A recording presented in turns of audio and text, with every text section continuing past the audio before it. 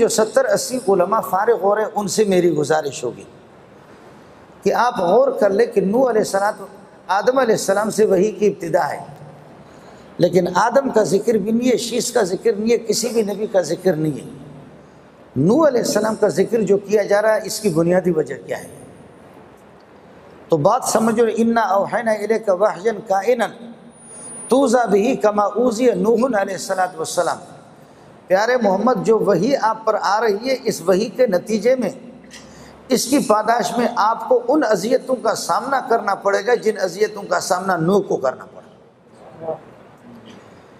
اس لیے یہ طلباء اور یہ علماء جو فارغ ہو رہے ہیں ان سے میری گزارش ہوگی، آپ یہ نہ سمجھے کہ یہاں جامع اسلامیہ جامع منظور الاسلامیہ سے نکل کر کے ہم جائیں گے تو علاقوں میں لوگ ہمارے لیے پھول نچاور کریں گے ہمارے راستوں پر۔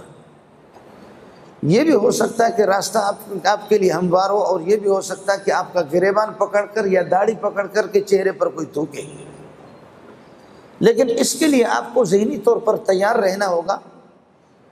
خالی دل نہیں بلکہ جان بھی منگ دیا، عشق دے گلی دے وچ کوئی لگ دیا۔ آپ سمجھ رہے ہیں؟ عشق بازی وہ کرے جو جان کی بازی بھی کرے، تن کے کپڑے بیچ کر معشوق کو راضی کرے۔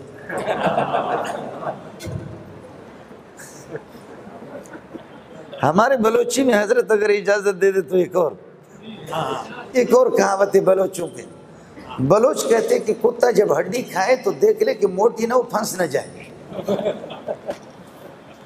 یہ نکلے گی یا نہیں نکلے گی۔ عرب اس کو عرب لوگ کہتے ہیں فکر الخروج قبل الولوج، فکر فی الولوج فی الخروج قبل الولوج، داخل ہونے سے پہلے نکلنے کا راستہ سوچ لو۔ اس لیے جو علماء فارغ ہو چکے ذہنی طور پر تیار رہیں۔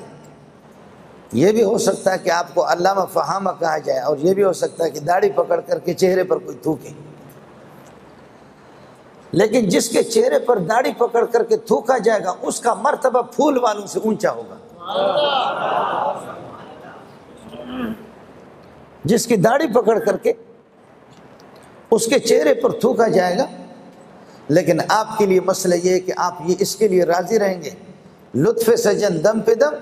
کبھی اگر آزمائش آ بھی جائے تو لطف سجن دم پہ دم، کہرے سجن گاہ ہوگا، یوں بھی سجن واہ ہوا، وہ بھی سجن واہ ہوا۔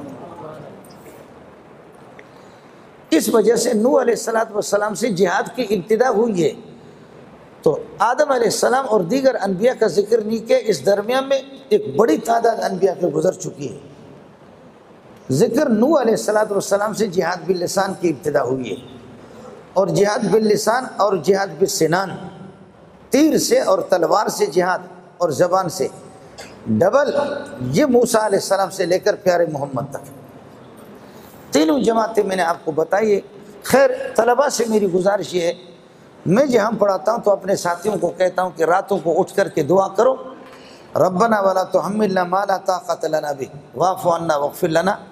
آج کا مولوی اس قسم کے آزمائشوں کا متحمل نہیں ہے،